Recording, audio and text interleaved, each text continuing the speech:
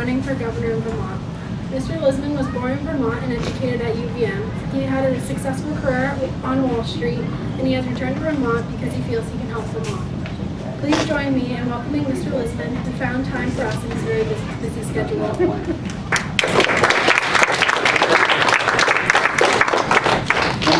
Thank you very much. I like your t-shirts. I feel like I'm out of some kind of university, and the color's red. And so my color is red too because it's a Republican Party color. I'm running for governor.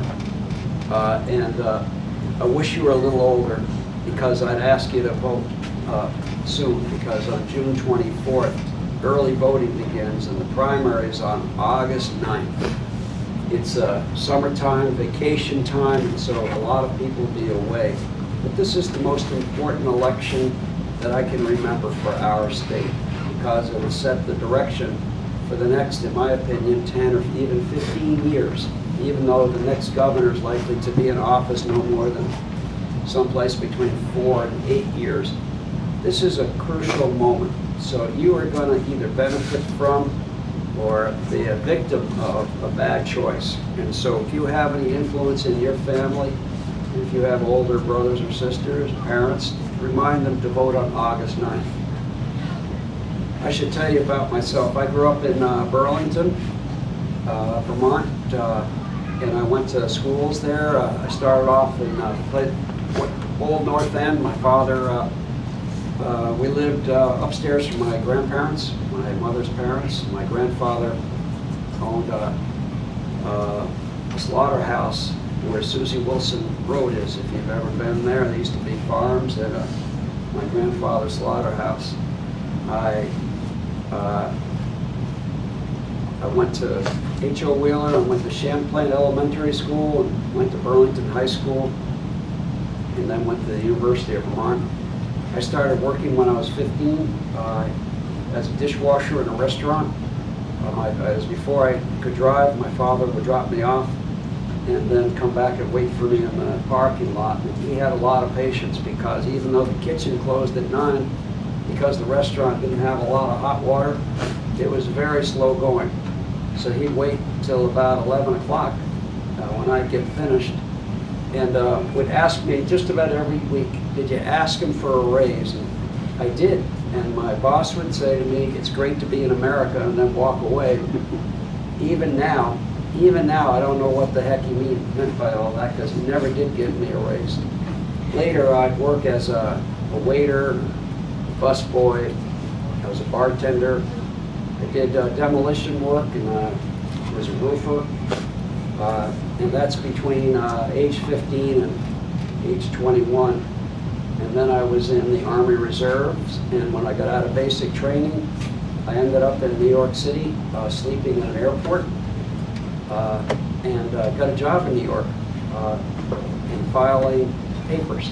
And my boss would say, at the end of the first year, your college education is in the way of your success because you're reading all the stuff you're supposed to be filing. And he cut my pay, and I got a job. I took that job, but I also was a taxi driver and a bartender. And then my career sort of took off. I retired, moved back here, and haven't for a second regretted it. And you should ask me why the heck I'm running for governor, because it turns out to be the hardest work I've ever done. It's 7 days a week. I'm up at about 5. I get back sometime between dinner time and 11 o'clock at night, sometimes a little later. The deal I struck with my very patient wife was I'd be home 3 nights a week for dinner, and I'd be home weekends. And that only lasted about 2 weeks. And I started calling in, and now she's just going with it. She says, this does end someday, right? And I said it does, and so we have a new dog arriving today. I promised to get home for its arrival, but I'm with you. I'd rather be here because I think the other dogs are not going to be altogether happy. Let me tell you why I'm running then, why I'm working so hard, why I want you to tell your friends and your older brothers and sisters and your parents that they must vote. I hope they'll vote for me, but they need to vote for somebody. There are 5 candidates running, 2 Republicans, 3 Democrats. I happen to think the state is in a very bad place, heading in the wrong direction. We have an economy in our state that's weak, thin, old, fragile, and from here, Franklin County through Chittenden County, it looks pretty strong, and there's a lot of people around, and stores are doing well. But elsewhere in the state, not so good, pretty fragile. And because of that, we have a large number of people still in poverty. We have a healthcare system that doesn't work, and we have a governor who's the most incompetent we've had in probably 100 years. I say 100 years because nobody can tell me they remember another governor like him, and so let's assume it's that far ago.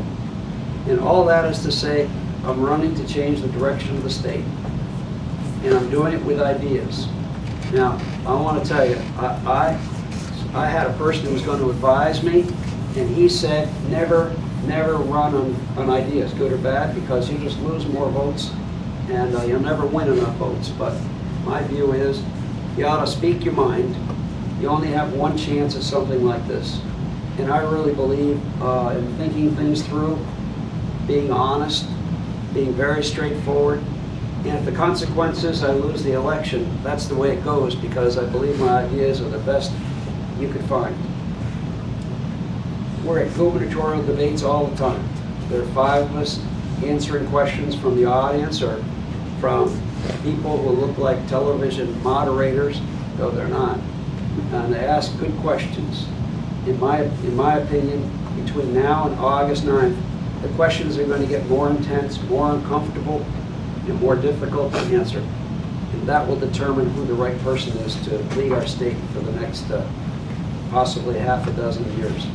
And so I'll tell you, can I just tell you a little bit about growing up in a different time? My father was a war hero, and I did not know that, because when he returned from the war, and I was too young anyway, he never spoke of his experiences. When he returned home, he burned his uniform, he burned all the letters he could find, and he attempted to burn his medals, which my mother rescued, but he refused to show them, saying that he didn't think that was a worthwhile thing to speak of, and he did not. When I wrote his obituary, he died in his 99th year. In speaking to my brother and other people in the family, I actually discovered his story. So he was quite the guy, modest, careful, thoughtful, because he had 2 sons who rarely ever did the right things when we were very young. He passed a couple of rules. Supper began at 6:05 because he knew he had to set a time, because we might not show up unless there was a deadline to show up. It ended at 6:35 sharp because he said you should be able to eat and talk and get everything out in 30 minutes. And he said another thing, I only want good news at supper. If there's bad news, the doors open at 6:35 when supper was over. Some nights nobody spoke because the news was nothing but bad. And my father, immensely patient, would always carefully explain to us that we shouldn't waste our time. Not his time, not our time. And when we did fall into trouble occasionally, he said, I don't mind the trouble you're in. I mind the good that you could have done. And I've lived by those words. They're important to me. And I tell my daughters all the time, you can waste all the time you want, but don't give up time that you might have been doing something really good. So with that, Chet, open it up for any questions you have on any subject, and I'm game for anything.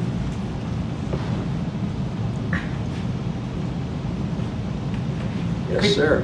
What are your exact views on healthcare in Vermont? We're the second or first healthiest state in the union. We're also the second oldest state in the union. So we have an older, fastest growing part of our population of those over 65. But we're also among the healthiest because it's an outdoor state and we're a 4-season state. And so we've got a healthcare system that's a wreck. We have something called Healthcare Connect, which is supposed to be an easy way to get in and buy insurance, but it doesn't work. It costs $250 million, costs $56 million a year, and it doesn't work. It's a road to nowhere. So I guess I'd eliminate that and we've moved to something called the federal exchange for a fraction of the price. We have something called Medicaid. It's a great program. It's one of the all-time great programs that our U.S. government developed. But we've just added a large number of Medicaid participants without knowing who they are or what their health care is like, or whether they can access care better, or if they're healthier for being in it. And we don't even know what benefits that population uses. And so we should find out. Other states have done this. We refuse. I haven't any idea why, but we're not big on getting facts here, and so maybe that's why. And then finally, there's something called the all-payer waiver, which is a profoundly different healthcare system that hardly anybody in our state understands. And I've done a lot of work, and I can tell you with conviction that though individual pieces like a hospital or a doctor's practice might know their part in it, the world, Vermonters, your parents, your grandparents don't understand it well enough, and we should not pass that bill. We should just give it some time to air out. And I think what we need are more doctors, not less doctors. And we have a system now that's forcing doctors to leave our state more every time. So I believe in changing the nature of healthcare toward wellness and preventative care, but I think we should do it in a pace that matches our population. So that's what I think. Thank you. You're very welcome. Other questions? Yes, ma'am. Why do you think parts of Vermont are fragile and some parts are thriving? It's a really good question. It's a better than good question. Nobody's 100% sure the origins of economic growth and strength in Chittenden County, the greater Burlington area, that stretches up to St. Albans, nor why the other parts of the state have grown so weak and so old. They are older.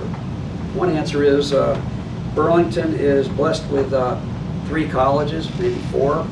That helps. A very large hospital complex. That really helps.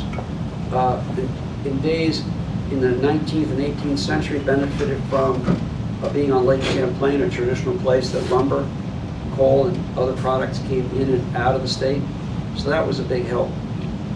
It was helped further by an interstate system in the mid-50s that ran into Burlington as kind of the center of it, from the north as well as from the south, plus Route 7, which is an important north-south commercial. So I think those are the reasons why it was set to expand. And then IBM moved in the 50s and changed everything. It sounds like an ordinary thing, but they went from having a field to about 8,000 people working there and in support. So I can tell you that Burlington changed the moment they arrived. I lived in a house, our neighbor's house, that the house next to us was empty for years. I'm not kidding. We used it to play baseball because nobody ever lived there. Boom, the guy who ran the plant moved in next door with his kids. And down the corner, another empty house. Boom, the head of maintenance moved in there. Then across the street, 2 houses were built, and a third one, all IBM people. That just didn't happen in our neighborhood, which is perfectly ordinary. It's happening everywhere. And that set in motion rapid growth and technology. Early technology to current technology. Lots of people came out of IBM to start their own companies. Meanwhile, the trend in this country is that rural communities are losing population, and most of those communities have lost population. I can tell you that east of here, Newport has a population that hasn't been seen in 90 years. Bennington, not since the 60s. Rutland since the 50s. And these are population losses that are really hard to recover from. So that's why. But you know, just no one has ever asked me the question, in part because it's too odd, in my opinion, that Burlington would emerge as the place the economy would surround, but it wouldn't have in Bennington or Rutland or other parts, or even here. And people don't ask the question because they just accept what's here, even though it didn't have to be this way. Thanks for your question. Yes, ma'am. If you get elected, what's the main thing you want to happen? I want people to trust their governor and their government. And the last 6 years have, this is a bad governor for a lot of good reasons. He hasn't been open and honest with us. He has said things that he didn't mean, but that's important because by saying them, he should have meant it. And he developed policies that failed. It failed us. He's left us with a giant hole in the budget. He's grown the budget by 5% a year, and the economy's grown at less than 2% a year. We have big investments to make in Lake Champlain cleanup. Connecticut River's going to have to be cleaned up, and pensions, cleanup fund, early education, special education, heroin addiction are things we need to work on, but there's nothing there. And he wasted the opportunity. He raised a lot of taxes, but didn't use it well. And finally, his incapacity to pay attention to those who work for the state, the 7,000 or 8,000 people who work for our state, really have somebody who doesn't give a darn about them in charge. So they're not happy. And so the first thing I'd want to bring is organization. But the second thing is I want to start working on a government that works for you instead of you working for it. And if I can do that, I'll be a huge success. Thank you. You're very welcome. Yes, ma'am. What do you think makes you different than the other candidates running? Hey, cut that out. That's a good question. So that's a really good question. Thank you. There are 5 candidates. There are 3 Democrats and 2 Republicans. The 3 Democrats, frankly, don't make any darn sense to me. I'm in forums with them every week, sometimes twice a week, and I have yet to decipher what kind of policies they think are going to work, but that's the other party. There are 2 Republicans. There's me, and then there's a guy named Phil Scott. He's lieutenant governor. He's well known in our community. He's been in office for almost 16 years. And right there starts the distinction between he and I. I've never been in political office. I've never aspired to. I did run for office once, 5th grade class president, which I lost. The entire campaign was 2 of us. My best friend then and now stood up and waved to the other 48 kids. It didn't go well because he was 6 inches taller than me then and now. So I always thought that was unfair, but he won. That's my own experience. Phil Scott has been in office for 16 years. He hasn't said much. He doesn't take strong positions. And he's only now discovering the importance of good government and now understands the consequence of bad outcomes while he was in office. It's not that alone, though. I've had experience, a lot of experience working, so does he. But I've had experience in managing lots of people. At one point, 2,350 people worked for me, another 2,000 people in support. We built technology systems, and we sold products that we were proud of, and we treated clients as Vermonters would like to be treated by their government. He hasn't done any of those things. So I have experience he doesn't have. I have great ideas that he is not ever going to use because he's not that kind of person. I think there's a moment for bold action to correct the problems of the last 6 or 8 years. So we like each other. We used to have coffee together. We still like each other, but we differ on what's not only the central issues for our state, but also who's best able to manage our state. That's a really good question. Eric, you're very welcome. Yes, sir. How are you going to use your experience as a businessman to help raise the value of Vermont's economy? I sure hope I can. So the question's a good one. So my experience as a business person, will that help us turn the economy around? I don't think our government can do much about our economy. I'm a big believer that the government should serve its people well, should give a comforting hand to those who need that, a helping hand for those to do basic infrastructure, but also to enable growth for those who want to be here and those who would like to grow a business. And not everyone does. So not everyone wants to live in a northeastern part of America. You know, we're up here. For those who do, who find lifestyle and the communities to be attractive to them, or those who would like to stay here, I'd like to have an economy that can absorb you. If you want a job when you graduate high school or college, there's one waiting for you. you want a career someplace in the state, it's available for you. And if someday you own a company, you'll keep it right here, employing others. I think we should make it easy to open a business and close a business.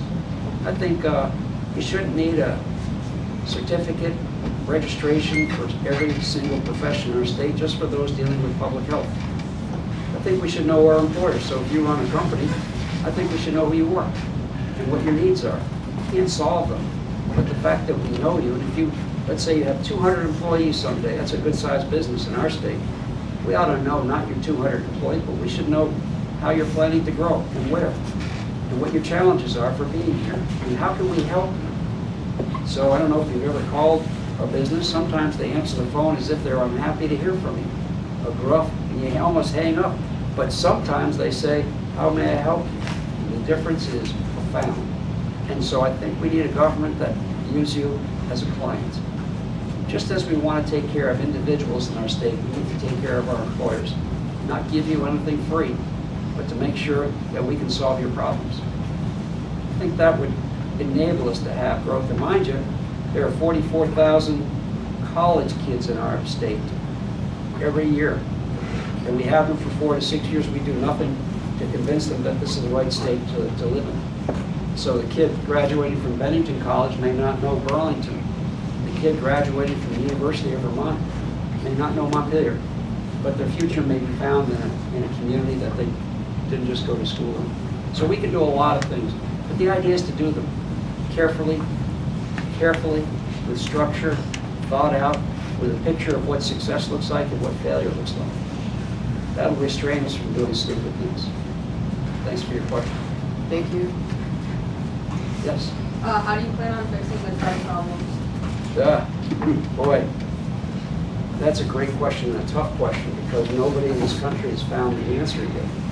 But the best two answers are to be found in northeastern Ohio and the northern part of Texas into West Texas. I've spoken with the people who run both of those programs at length, and they've done a lot to, the guy in Texas would say, I corralled the problem. He has a population set of about 1 million people. It's a lot of people. Northeastern Ohio, just about 1 million people. So what they've both done is embarked on really a 4-part plan that they believe works. First, they want more policemen on the ground and more state troopers on our highways. That tells those who would sell drugs that it's a well-policed area. And we need to tell people we are well-policed, not a wall, but to show that this is something that for those selling drugs to people, we will do something about it. And we need a judicial system, judges, to do something about it too. So if we arrest somebody from another state that's clearly selling drugs, we need to treat that person as a criminal. Even though they're not guilty, until proven guilty, we need to understand there might be a pattern of behavior. The third thing we need to do is develop a marketing program that would at least be as powerful as those that would have changed our environment and those who would stop people or alerted people to the dangers of smoking cigarettes. So we need to tell people the dangers and make sure we're telling the doctors who prescribe pills that can be addictive and lead to use of heroin. So a marketing program. And then you get into, those are easy, frankly. Then to really get into the hard parts of this deal. First, when somebody wants help, we have to be able to give it to them. Right now, the waiting lines are too long in all the clinics, so we don't have enough clinics, so we need more. Communities may not like it, but every community has people hooked on heroin. I visited a town of 400 people. I met with parents. It's a horrible story. Their son, 400 kids, 400 people, not that many kids. Their son became addicted. They thought the best thing was to get him out of the state. They scraped together every dime they ever had. They had 5 jobs between them. They sent him away, 9 months, sounded great. Against their advice, he came home, and guess what happened? He became addicted. He ran into his best friend, ran into an ex-girlfriend. This is a young man who's only 17 or 18 years old. And parents are beside themselves. There's no nearby clinic. They don't have any money to send their son someplace. So this is the devil itself. So we need clinics available when people need it. We need a more robust mental health system, because those who find their way to serious drug addiction need counseling. And And finally, we need to be able to prescribe almost at will drugs that help those who are in overdose and those who are trying to suppress the need for it. Those are big. This is not going to solve itself. We aren't going to, even the best laid plans are going to be derailed by needs for money and people. But that's the program. Both Texas and Ohio have reported good success, but it's imperfect. But both say they think they have a picture of their population sets and now generally have a census of who's in some, I would call it addiction, whether recovering or in it. And that's helpful. We're not anywhere near that. So we've got a lot of work in front of us. It's an expensive proposition. This is a long-term effort, 5 to 10 years before great results show up. Thanks for your question. I wish I had a really quick answer. We'll give them a pill and everything will be cured. Not so. Yes, ma'am. What are you going to do to Vermont to help bring people in? First is stop them from leaving. But we can't build a wall. You know, there's a presidential candidate who's going to build a wall. It says a beautiful wall. We're not going to do that. I think we need to make this an attractive place to live. The truth is that in America, people come and go. You know, I grew up in Burlington, and I, because of the Army, really, I was planning to be here and live here. Ended up in New York, got diverted and found a life, and I met a girl and had 2 daughters. You know, so we leave, we migrate. I get it. We're not going to make you stay here. And the more educated you are, the more likely you are to be in a school out of state means you're less likely to come home. We just have to accept that. But what we can do is make this more attractive for you when you graduate high school or college, doesn't matter, that you can find a job, that you have access to a career if that's what you want. If you're interested in the trades, to have not only the training, but the opportunity to work with others so you can develop that trade. So those are easy, common sense things we can do. But we can do some other things. So we've got 44,000 college kids. 2/3 of them probably come from another part of the country, at least certainly not our state. We can work hard at convincing them this is a place for them. Let's introduce them to one of the prettiest cities around, St. Albans. They may want to live here or work here. We could work hard at developing the University of Vermont's technology commercialization efforts. That's taking a great idea and turning it into a patent or even a business. They've created 21 companies so far. I've met people, in 3 or 4 of them, they're young people. They're certainly under 40. We can develop an immigrant program that actually works, which is entrepreneur and residence programs, which is to say that those who are here in our colleges who have a good idea and working on it, we can get them a waiver from rules that would send them home at the end of their college education. Those are all young men and women doing that. But mostly, I think what we have to do is make sure our environment is good. This is a terrific town. St. Albans, well, it was always pretty, but it just got a lot better and more livable.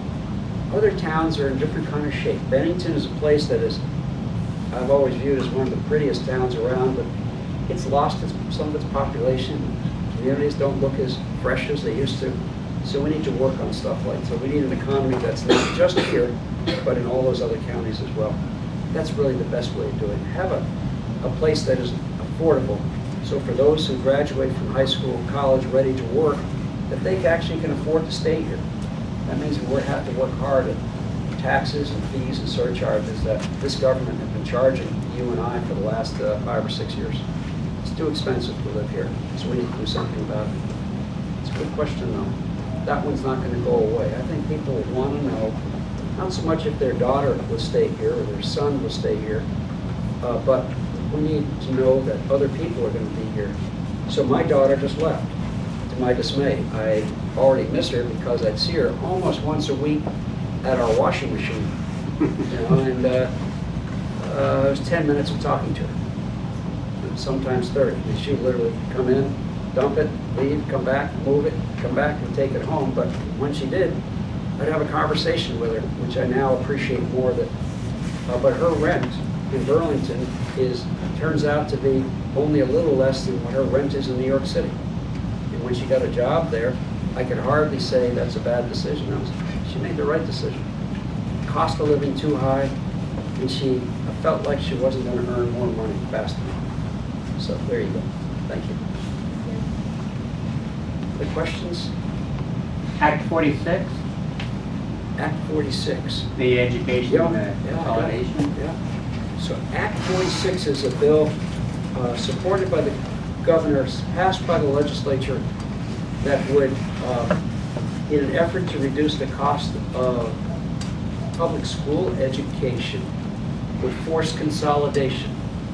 So your school, your district might merge with the district next door to save money. It's among the worst pieces of legislation I've ever seen. All of my opponents want to tweak it, but if they'd read it carefully, they know there's no tweaking a bill like this. I'd urge its repeal and replaced with common sense. This is a bill that would force a school that is north and east of here, which is in a very small town, very small student body, that has among the best results in our state, and at a cost about half of their nearest district neighbor, who gets lesser results with the same kind of kids. And this bill would force them to merge, and the outcome would be not better outcomes, not a better quality of education, probably a little bit worse, and one small school that would disappear forever. I just don't think that works for me, and I don't think it works for the communities. So I propose giving you and your vote more power, so that the budget locally and your property taxes and what your vote kind of start to line up together. And I think that's what's been missing for the last 10 years, maybe 15. But I could give you 3 or 4 different schemes that would do the same thing, but that's the heart of all of it. And tell you that, listen, when I lost that 5th grade race for a class president, there were 50 kids in the class and 1 teacher. Some of us staggered through knowing half as much as we wanted to, and but the others did fine. We have class size in some parts of the state that are quite small, quite low. We could guide them higher. Basic stuff. Thank you. Thank you. That's the right answer. Well, can I tell you one more thing before we, is this it? Are we wrapping up, or questions? I don't think so. The kids might have a few more. I'm not sure. We'll see. We would normally wait and see kind of what happens. Yeah, okay. Thanks. Yeah, so, just tell you, any more questions? You asked great questions today, and if you have one more, I'd be happy to take it. I want to tell you a couple of things. I believe strongly in the power of people, that any one of us can make a difference in this world.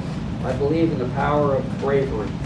I don't mean in a battlefield context. My father was a brave man and did earn those medals. He was a great guy. He really was. But I mean courage to say no to something that you see is wrong.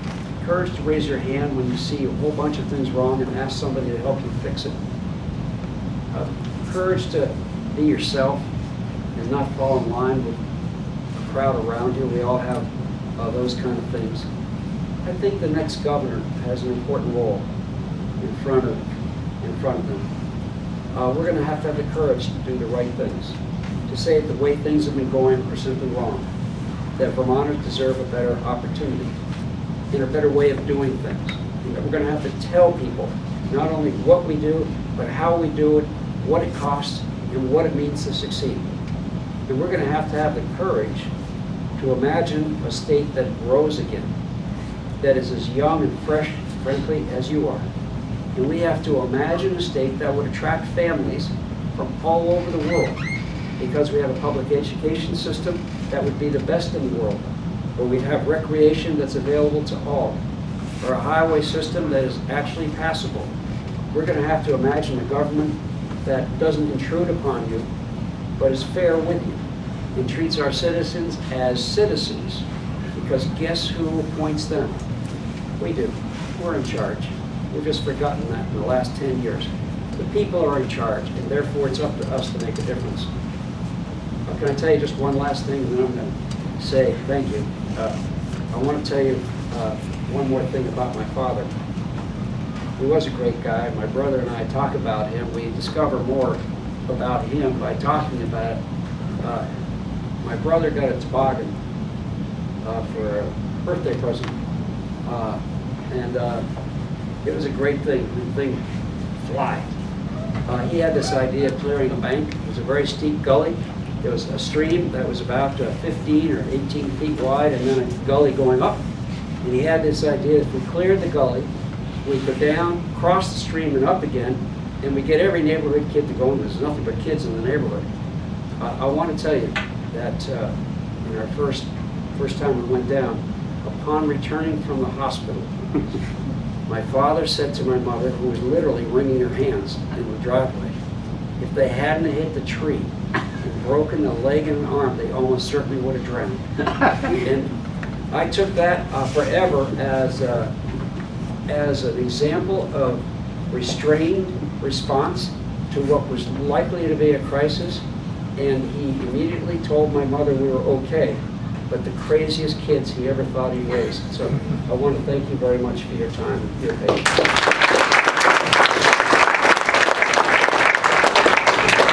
So thank you for coming up and talking to us about why you want to be governor and just the thoughts that you had.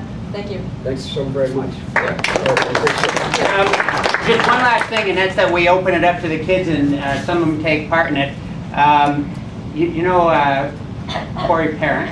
Yeah. He's a former student. He comes and works with the kids as well. He started as an 8th grader who was interested in politics. Great. So if any of these kids said, gee, you resonated with them today, and they wanted to work with you with parental permission, how would they just contact your webpage? And Yes, you can send me an email directly. Just go to my website or Facebook, send an email. I usually respond within 12 hours. Weekends I respond, within the hour. But you just send an email to me, and I'll respond. And if you want to help us out, we'd love to have your help. And I think I was down further south. We had a 10th grader who is clearly a political nut because he knew everything there was to know about how to win a race in a state. And he's offered to help us as soon as he's out of school. And he just is passionate about it. And if you are, come work with me. I could use your help. thank you very much. Yeah, thank you.